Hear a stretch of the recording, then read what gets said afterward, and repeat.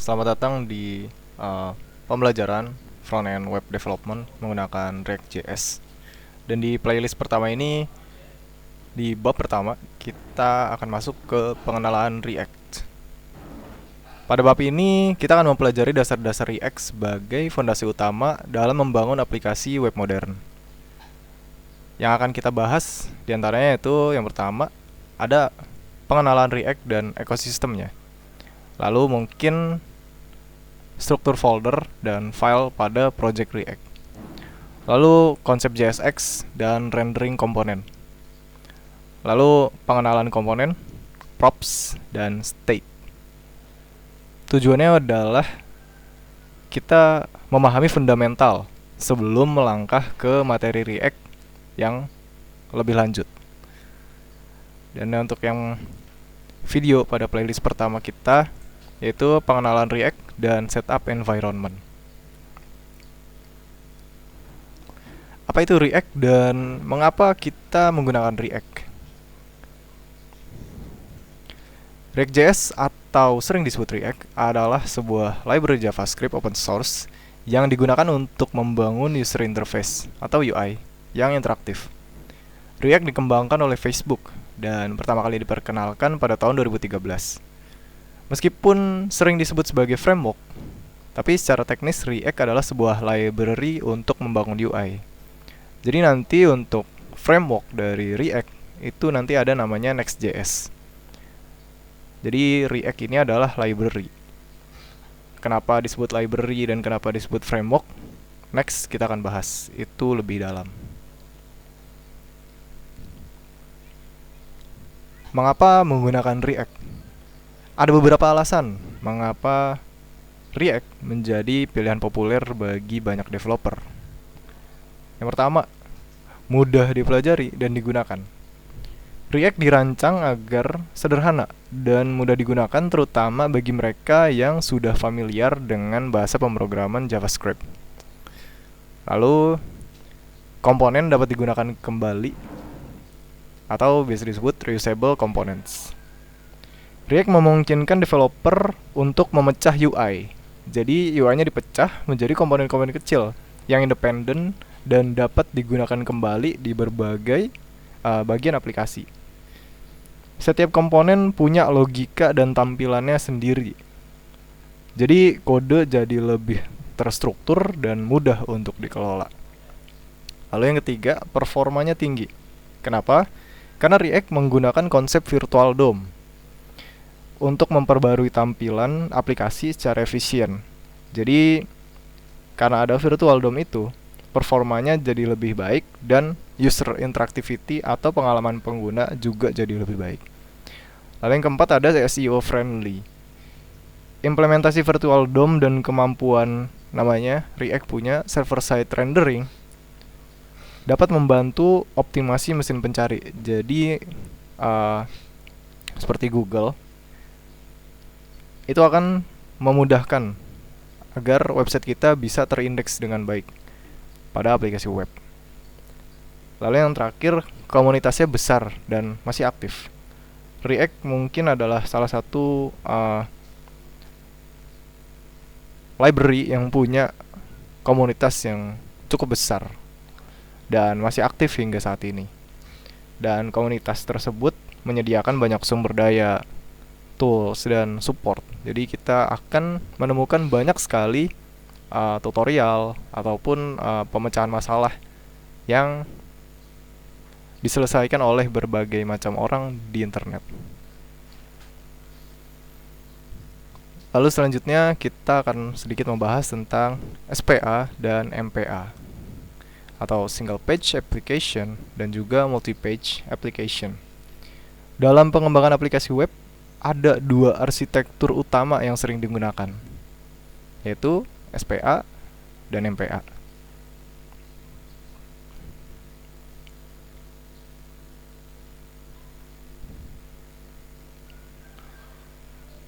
Nah, Single Page Application adalah aplikasi web yang memuat satu halaman HTML dan secara dinamis memperbarui kontennya tanpa perlu memuat ulang seluruh halaman saat pengguna berinteraksi dengan aplikasi.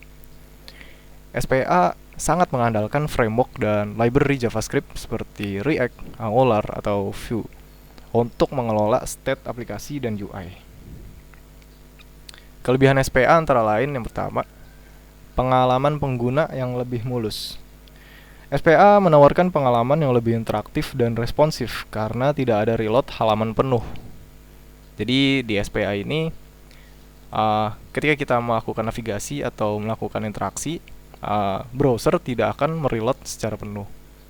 Jadi yang di reload adalah komponennya, bukan browsernya.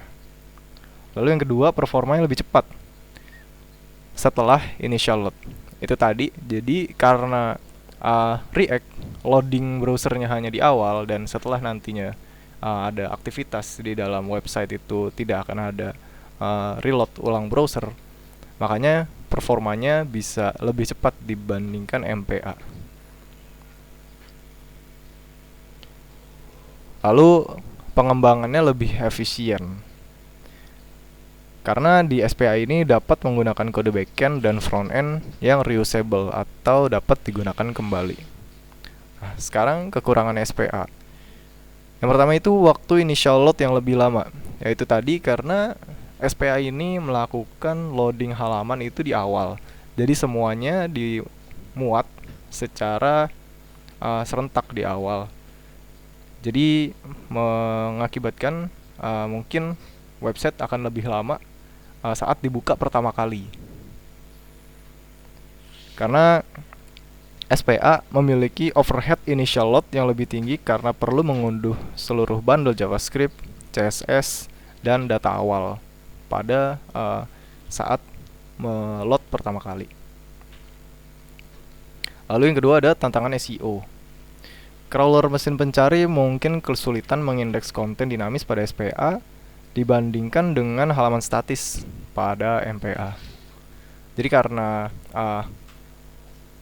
SPA ini awalnya adalah kontennya kosong, jadi setelah dimuat baru muncul kontennya, makanya Google atau mesin pencari lainnya mungkin sulit untuk mengindeks SPA ini karena dia awalnya kosong. Lalu di SPA juga kekurangannya ada kompleksitas dalam pengembangan. Karena SPA ini bisa lebih kompleks untuk dikembangkan karena memerlukan pemahaman yang lebih dalam tentang Ajax dan framework JavaScript. Nah, sekarang kita coba bahas MPA, Multi-Page Application. MPA adalah aplikasi web tradisional yang memuat beberapa halaman HTML saat pengguna menavigasi aplikasi. Setiap interaksi pengguna yang memerlukan konten baru akan memicu reload halaman penuh. Kelebihan MPA yaitu SEO-nya lebih baik, ya karena MPA ini hanya merender satu halaman. Jadi saat browser dimuat, dia langsung meload halaman yang akan ditampilkan. Jadi MPA ini lebih cocok untuk SEO karena setiap halamannya nanti dapat diindeks secara terpisah oleh mesin pencari. Lalu yang kedua, waktu initial load-nya yang lebih cepat. Lebih cepat dibandingkan SPA karena browser hanya perlu memuat konten untuk halaman saat ini. Lalu yang ketiga, kelebihannya adalah compatibility. MPA ini lebih kompatibel dengan browser lama dan sistem legacy. Jadi karena MPA ini adalah sistem yang sudah berjalan cukup lama, makanya compatibility-nya jauh lebih baik dibandingkan SPA. Lalu kekurangannya, MPA ini pengalaman pengguna atau user interaktifnya kurang mulus karena setiap kali navigasi, setiap kali aktivitas, setiap kali ada interaksi, bisa jadi si browser akan mereload secara penuh dan itu akan dapat menyebabkan penundaan sesuatu, dan mungkin bagi beberapa user itu kurang mulus, kurang baik dalam pengalaman penggunanya.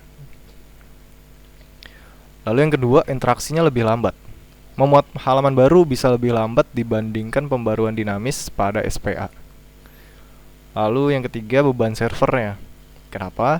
Karena setiap request, setiap permintaan, setiap aksi yang dilakukan di browser, di web apps-nya akan melakukan hit ke server, dan itu akan berpotensi meningkatkan beban servernya. Nah, kapan kita SPA dan MPA ini tergantung pada kebutuhan spesifik aplikasi Anda. Nah, sekarang kita masuk ke konsep virtual DOM, run, dan reconciliation. Apa itu virtual DOM? Virtual DOM adalah representasi ringan dari DOM atau Document Object Model yang sebenarnya, disimpan dalam memori. React menggunakan virtual DOM untuk mengoptimalkan pembaruan pada DOM yang sebenarnya. Nah, di sini kita bisa lihat ilustrasinya yang berbentuk sebagai node. Ini adalah virtual DOM tree. Jadi di halaman itu setiap sectionnya, setiap div, ada konten, p, image, itu direpresentasikan sebagai virtual DOM oleh React. Makanya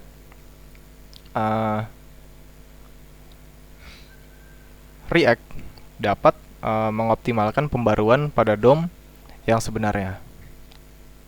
Nah, cara kerja virtual DOM seperti apa? Yang pertama, ada namanya render awal. Ketika komponen React pertama kali dirender, React membuat representasi virtual DOM dari DOM yang sebenarnya. Jadi seolah-olah si React ini menyalin codingan DOM atau ya yang tadi menjadi sebuah virtual DOM. Lalu ada namanya proses pembaruan. Nah, ketika state atau props dari sebuah komponen berubah, React membuat tree virtual DOM yang baru. Jadi ketika ada satu perubahan, nah barulah di situ React melakukan perubahan melalui virtual DOM. Nah, lalu selanjutnya ada perbandingan atau diffing. React ini dia bisa membandingkan tree virtual DOM yang baru dengan yang sebelumnya untuk mengidentifikasi perubahan. Algoritma diffing ini sangat efisien dalam menemukan perbedaan node.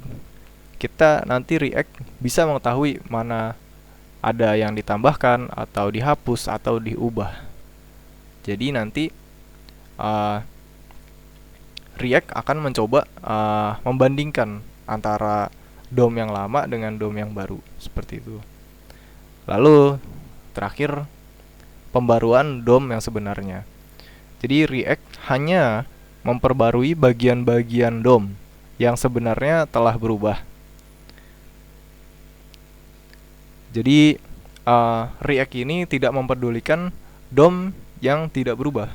Jadi dia hanya mengubah virtual DOM menjadi DOM yang sebenarnya ketika dia ada perubahan melalui diffing tadi. Dan proses ini membuat pembaruan halaman lebih cepat dan lebih efisien. Lalu ada namanya reconciliation. Reconciliation adalah proses di React yang membantu memperbarui UI secara efisien. Ini adalah mekanisme untuk mensinkronkan dua tree DOM, virtual DOM dan real DOM, dengan menemukan perbedaan dan menerapkan perubahan yang diperlukan. Nah, untuk fase dari reconciliation ini yang pertama ada render. Pada fase render, React ini membangun tree virtual DOM berdasarkan state dan props komponen pada saat ini. Dan yang kedua, fasenya adalah fase reconciliation atau diffing algorithm. React membandingkan virtual DOM yang sebelumnya dengan yang baru. Ini mengidentifikasi perbedaan dan membuat daftar pembaruan minimal yang diperlukan untuk mensinkronkan DOM yang sebenarnya dengan virtual DOM yang telah diperbarui. Lalu ada fase commit. Nah, pada fase terakhir ini, React menerapkan pembaruan yang dihitung ke DOM yang sebenarnya, memastikan UI mencerminkan state komponen saat ini. Nah, jadi singkatnya, virtual DOM memungkinkan React untuk mengoptimalkan pembaruan, dan proses reconciliation memastikan bahwa hanya perubahan yang diperlukan yang dilakukan pada DOM yang sebenarnya, menghasilkan aplikasi yang cepat dan responsif.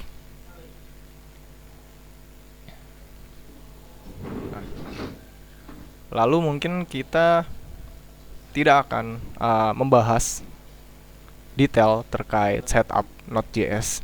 Kita akan membahas untuk setup ini di video selanjutnya. Oke. Nah, sekarang kita mencoba nih membandingkan. Ada namanya Create React App atau CRA dan Vite. Ini bukan Vite, tapi ini dari bahasa Perancis yang artinya fast. Jadi dibacanya Vite. CRA dan Vite ini adalah tool yang bisa dibilang populer untuk memulai project React. Dan keduanya punya kelebihan dan kekurangannya masing-masing. Nah, yang pertama itu dari CRA. CRA ini adalah tool resmi yang dibuat oleh tim React untuk memulai project React yang baru. Nah, fitur-fiturnya diantaranya yang pertama itu ada Zero Configuration. CRA ini menyediakan setup yang siap pakai tanpa perlu konfigurasi yang rumit. Nah, jadi karena Zero Configuration ini, CRA ini lebih cocok untuk pemula. Lalu yang kedua fiturnya ya, ekosistemnya matang. Karena memiliki dukungan komunitas yang kuat dan ekosistem yang sudah stabil. Lalu yang ketiga ada build tool. Nah, untuk build tool ini React CRA menggunakan Webpack sebagai build tool utamanya. Nah, kelebihan CRA ini mudah digunakan untuk pemula dan proyek kecil hingga menengah. Lalu mendapat dukungan resmi dari Facebook dan tim React. Dan untuk kekurangan CRA, waktu startup development server yang lebih lambat, terutama untuk project yang besar. Lalu yang kedua, hot reloadingnya bisa memakan waktu lebih lama. Dan yang ketiga, CRA ini hanya mendukung React. Nah, lalu selanjutnya Vite. Vite ini adalah build tool. Jadi Vite dan CRA bukan framework, mereka hanyalah build tool. Dan Vite ini adalah build tool modern yang menawarkan pengalaman pengembangan yang sangat cepat, sesuai dengan bahasanya yang diambil dari bahasa Prancis. Itu Vite artinya fast atau cepat. Dan fitur yang ditawarkan yang pertama adalah Fast Development Server. Vite memanfaatkan native ECMAScript module imports untuk startup development server yang sangat cepat. Lalu yang kedua ada efficient HMR atau hot module replacement. Pembaruan hot reloading di Vite itu hampir instan. Lalu yang ketiga dia fleksibel, mendukung berbagai framework front-end selain React. Ada juga Vue, ada Svelte. Dan yang terakhir ada namanya Optimized Builds. Jadi di Vite ini kita bisa langsung menghasilkan build project production yang dioptimalkan dengan tree shaking dan code splitting. Nah, untuk kelebihannya Vite, performanya lebih cepat dalam pengembangan dan build produksi. Lalu yang kedua, fleksibilitas konfigurasi yang tinggi. Dan yang ketiga, dukungan out of the box untuk TypeScript, JSX, dan CSS. Dan untuk kekurangannya, komunitas dan ekosistem plugin masih berkembang dibandingkan Webpack atau CRE. Dan mungkin Vite ini memerlukan konfigurasi manual untuk code splittingnya. Kapan kita menggunakan yang mana? Kita gunakan CRA jika kamu adalah pemula, menginginkan setup tanpa konfigurasi dan proyek yang kamu kerjakan tidak memiliki persyaratan untuk memiliki performa yang sangat tinggi. Tapi kamu harus menggunakan Vite jika kecepatan dan performa itu sangat penting. Karena tadi kita udah bahas kelebihannya, Vite bisa lebih cepat. Dan mungkin ketika kamu menginginkan fleksibilitas konfigurasi atau kamu bekerja dengan berbagai framework front-end. Karena Vite ini nggak cuma di React aja, ada di Vue dan Svelte. Jadi kamu bisa bekerja dengan berbagai framework front-end.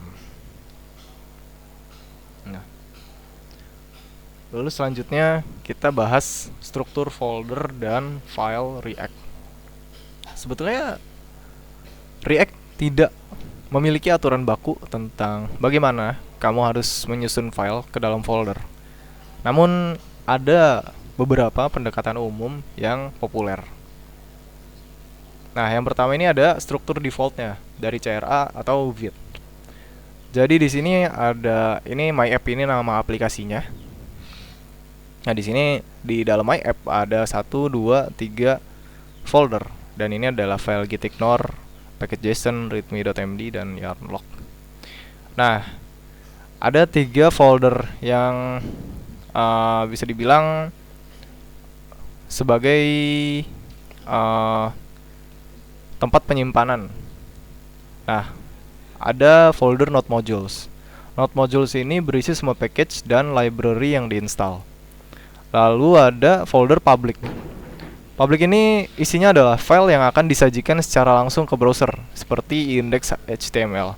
Tempat aplikasi React Anda akan di-render. Dan mungkin juga nanti kalau semisal ada gambar atau video atau resource yang akan ditampilkan di browser, di web, nah kalian bisa meletakkannya di public jika kita menggunakan struktur default. Nah, lalu folder utama dari project React-nya kita simpan di dalam src. Jadi di sini ada app.js-nya, ada index.js, index.css, dan ya file-file lainnya.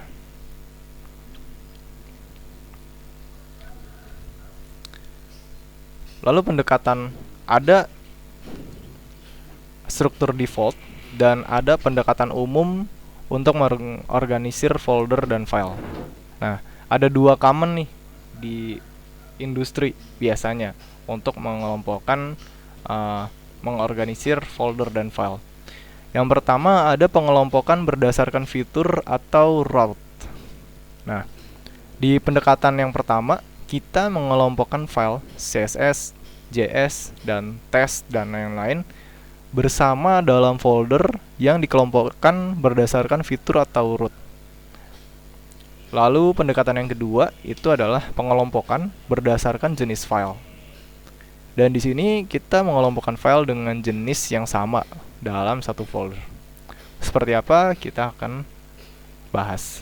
Nah, untuk yang pertama, dalam pendekatan umum yang dia lakukan di industri, itu pengelompokan berdasarkan fitur atau route. Nah, di sini kita mengelompokkan CSS, JS itu dalam satu folder. Nah, bisa kita lihat di sini. Di dalam src ini ada components, ada features, ada pages, ada utils. Jadi di dalam components ini, misal kita bikin komponen button. Nah, di situ kita masukkan JS-nya dan CSS-nya. Begitu pula dengan komponen card. Kita masukkan card.js, card.css. Dan ini untuk komponen. Dan untuk per fiturnya, untuk halamannya kita bagi lagi. Untuk fitur autentikasi, di sini ada outpage.js, ada outform, dan outslice. Dan untuk fitur produk, nah kita bisa masukkan bersama ada product listnya, ada product cardnya, dan ada product slice. Nah, nanti ada juga terakhir komponen pages. Jadi komponen pages ini adalah komponen utama yang di dalamnya itu membungkus si fitur dan komponen-komponen yang sudah digabung menjadi satu halaman. Nah, disimpan di dalam pages. Ada home page, ada about page, ada mungkin transaction page, nanti ada product page, seperti itu. Nah, untuk file komponen, dia berisi komponen UI yang dapat digunakan kembali di seluruh aplikasinya. Nah, mungkin kita bisa lihat di sini ada contohnya, ada button, ada card, mungkin nanti ada accordion, ada modal, ada mungkin komponen-komponen lain untuk komponen UI. Dan features ini dia mengelompokkan komponen, lalu state manajemennya, dan logika terkait untuk fitur tertentu. Nah, dan pages ini dia berisi komponen yang mewakili halaman-halaman utama aplikasi. Dan yang terakhir utils. Nah, utils ini dia fungsinya adalah sebagai container atau folder yang isinya adalah function-function helper atau utility yang digunakan di banyak tempat. Biasanya mungkin yang paling sering digunakan adalah format angka ribuan di utils ini. Jadi nanti mungkin kita bikin halaman produk, punya card produknya, dan harganya mau ditampilkan dalam format rupiah. Dan itu kan biasanya pakai function JS. Nah, function JS itu disimpan di dalam utils. Dari function utils ini nanti bisa dipanggil ke product list atau product card. Seperti itu. Dan yang selanjutnya ada pengelompokan berdasarkan jenis file. Dan di sini kita mengelompokkan file dengan jenis yang sama bersama-sama. Nah, di sini kita bisa lihat di dalam SRC itu ada namanya API, ada components, ada hooks, ada views. Nah, nanti juga mungkin ada routes dan macam-macam. Jadi kita ngelompokinnya berdasarkan jenis file ya. Jadi API ya sesama API, mau itu API autentikasi, mau itu API produk, dia ada di dalam satu folder. Dan juga components semuanya, baik itu button, card, dan yang lain-lain, semuanya di dalam components. Dan nanti juga mungkin kita akan belajar lebih dalam tentang hooks. Jadi hooks ini akan disimpan di dalam satu folder. Nanti ada use out, ada use products, ada mungkin hooks custom yang lain. Nah, untuk views-nya dia digabung di dalam satu folder. Nanti ada home view, about view, product view, dan transaction view, dan view yang lainnya. Dan mungkin kedepannya kita akan menggunakan struktur folder yang seperti ini. Jadi kita kelompokkan filenya berdasarkan jenis yang sama. Tapi penting untuk diperhatikan, hindari nesting terlalu dalam. Karena terlalu banyak nesting directory dapat menyulitkan pengelolaan code dan importnya. Lalu yang kedua itu untuk tipsnya, jangan terlalu memikirkannya di awal. Kalau kita baru mulai, jangan menghabiskan waktu terlalu banyak untuk milih struktur file. Kita mulai aja dengan pendekatan yang sederhana dan sesuaikan nanti seiring berjalannya project.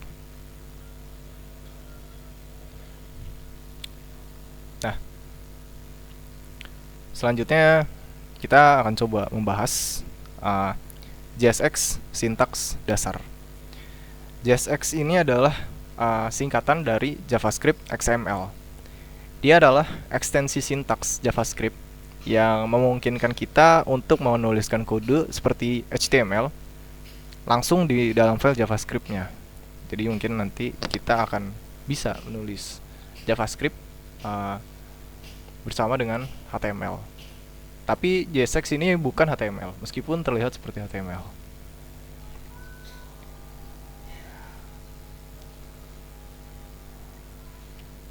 Nah, mengapa kita menggunakan JSX? Yang pertama itu intuitif dan deklaratif. JSX ini memungkinkan kita buat mendefinisikan UI dengan cara yang lebih intuitif dan deklaratif, mirip dengan HTML. Lalu, di dalam JSX ini kita memiliki kekuatan penuh JavaScript.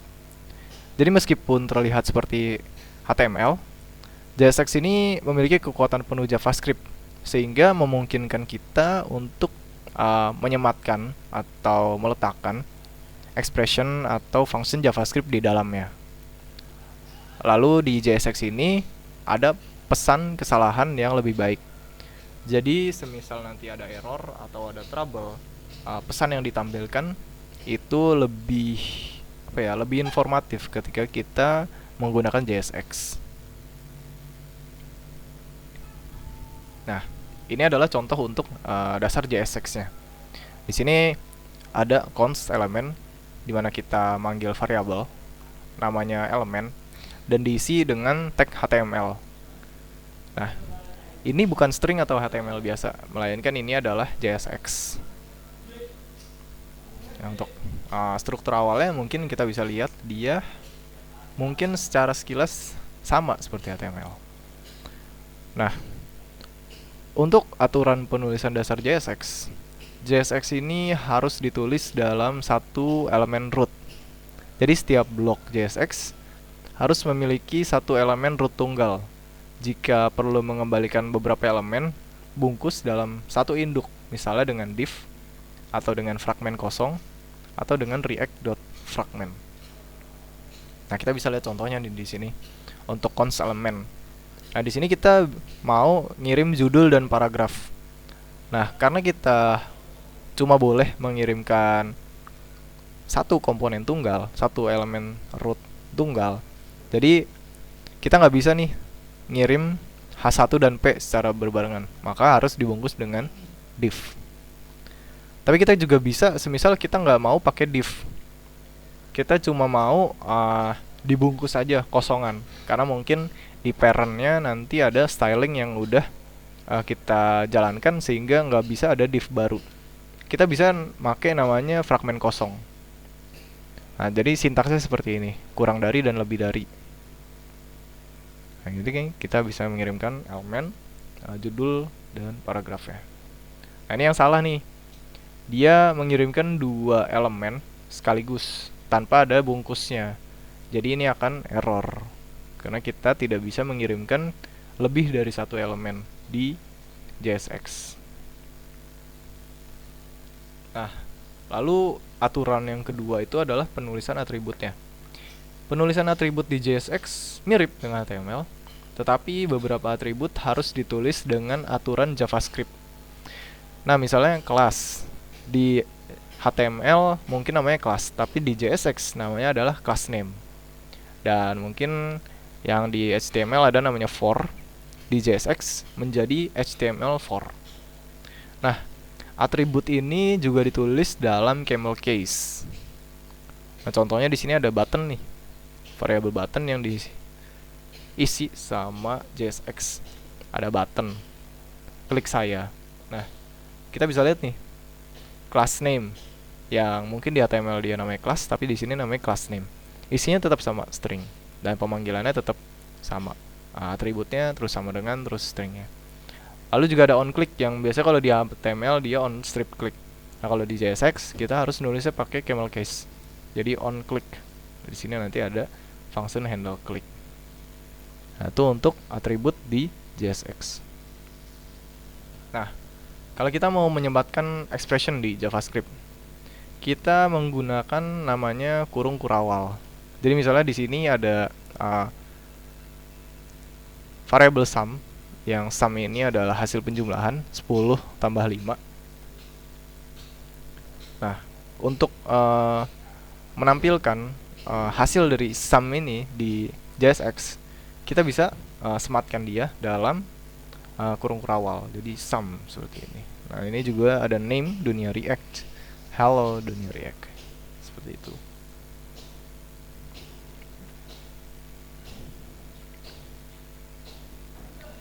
Nah, untuk menulis komentar, ini komentarnya sama dengan komentar JavaScript, dan tapi harus dibungkus dengan kurung kurawal. Jadi kita bisa pakai slash atau slash bintang dan ditutup dengan bintang slash. Tapi dengan catatan harus dibungkus dengan kurung kurawal.